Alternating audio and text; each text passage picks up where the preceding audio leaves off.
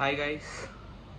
आज हम लोग बात करने जा रहे हैं उस टॉपिक के बारे में जो हम सब के लिए बहुत ऐसा फील करवाने वाला है कि यार आप सोचोगे तो आपको रियलाइज़ होगा कि यार कुछ सच में हम लोगों ने मिस करा है। कुछ सच में हम लोगों ने ये चीज़ देखी है कि मतलब रतन टाटा सर की मैं बात कर रहा हूँ अभी इस टाइम पे।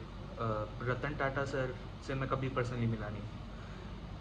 अब जो फोकस है मेरा इस टॉपिक के बारे में डिस्कस करने का वो सिंपल है कि यार मिला हमें से बहुत कम लोग हो सकते हैं कि बहुत कम लोग ही मिले हों हम रतन टाटा सर से।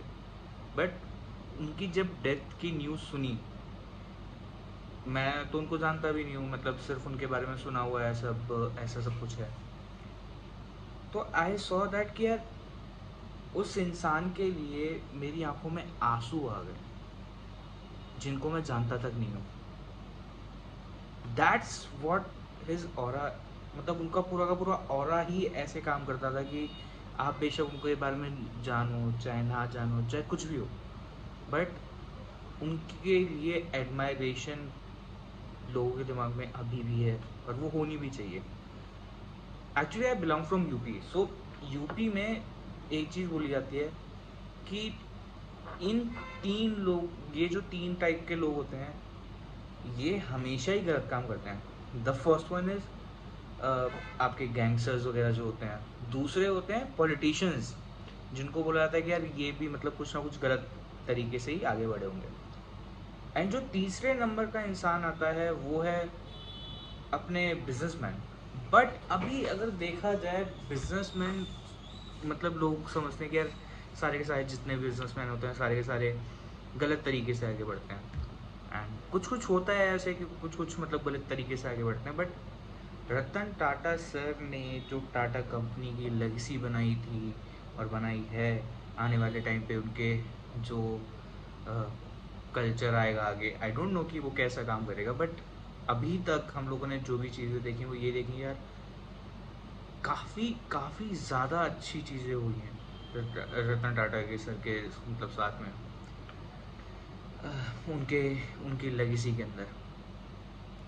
तो मतलब चाहे वो 1968 से जब उन्होंने टीसीए स्टार्ट करी, या फिर जब राजीव गांधी सर ने बोला था कि अ, आप कॉस्मेटिक ब्रांड तो बाहर के ही फॉरेनर ही यूज़ कर रहे हैं तो आप इंडिया के ब्रांड्स यूज़ करिए, इंडियन कंज्यूमर्स के लिए उन्होंने बोली थी ये चीज़।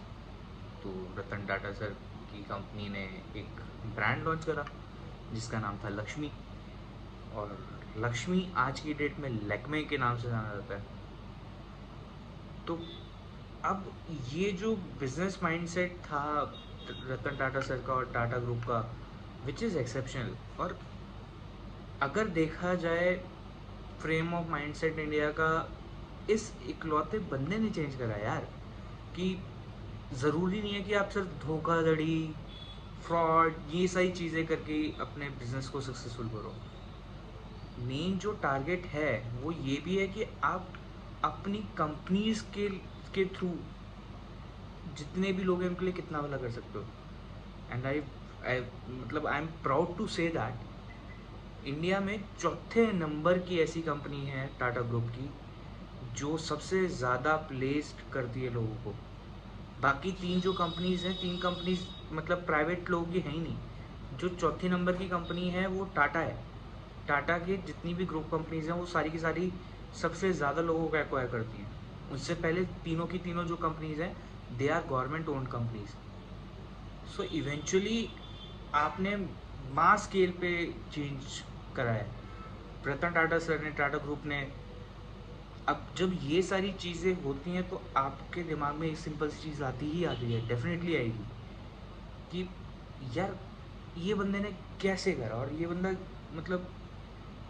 और टू बी ऑनेस्ट मैं ऐसी चीज़ के साथ अपनी कॉन्वर्सेशन को एंड करना चाहता हूँ कि आने वाले टाइम पे रतन टाटा सर ने एक चीज़ बोली थी कि मैं चाहता हूँ कि इंडिया की ग्रोथ कभी रुके ना, एंड मैं एज अ फाउंडर ये चीज़ चाहूँगा कि हम उस चीज़ के ऊपर इम्पैक्ट लाएं, हम इंडिया की ग्रोथ को रुकने ना दें। और जैसे रतन टाटा सर का सपना था कि इंडिया की ग्रोथ उतनी ही चाहिए, उस थॉट प्रोसेस के ऊपर मैं भी बैक करता हूँ। और मैं सबसे यही चाहता हूँ कि रतन टाटा सर ने जो सपना देखा था, हम उस सपने के ऊपर बिलीव करें और हम आगे बढ़ते जाएं। Thank you so much. Rest in peace Ratan Tata sir, and भगवान उनकी आत्मा को शांति दे। Thank you so much.